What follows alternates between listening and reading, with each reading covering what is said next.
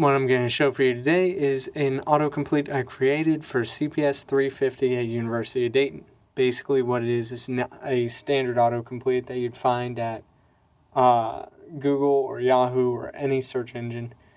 And all it does is takes in a list of terms and weights from a file separate, and then just uses those to create a list of suggested things. So in this example, I'm using a list of cities. So if we type in Dayton, if we actually spelled Dayton correctly, Dayton does pop up, and it's the first result, and you can see the weight over there. That is actually the population of Dayton, and that's what we used instead of number of references or whatever we would be using then.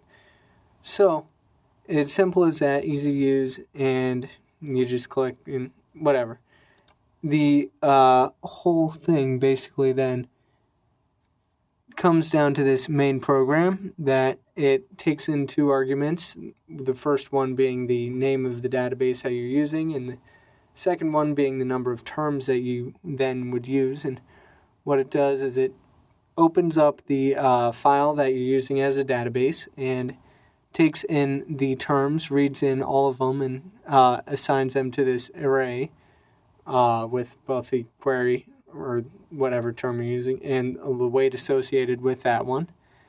And then what it does is creates the autocomplete out of the autocomplete class that we'll use to then display the results. So this autocomplete class is just basically used to display the results. It's essentially an array just created from all these different terms and makes it easier to understand. So you can see there's 5 different files. Autocomplete is the main one. The GUI is the GUI, self-explanatory. Term is the, these are the, what we use to compare against each other, compare the weights and associate them together. These were the essential pieces that we'd put into the autocomplete. And then the in is a standard, just reading in characters so that as the person is typing, we're able to react, as well as reading in from the actual database itself. The binary search is what we use basically just to sort the terms array, and really very simple.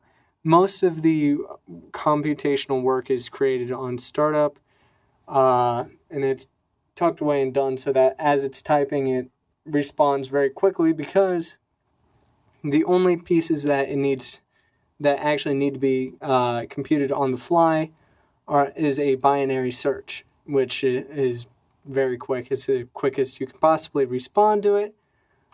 We used a quick sort of course just to simplify things.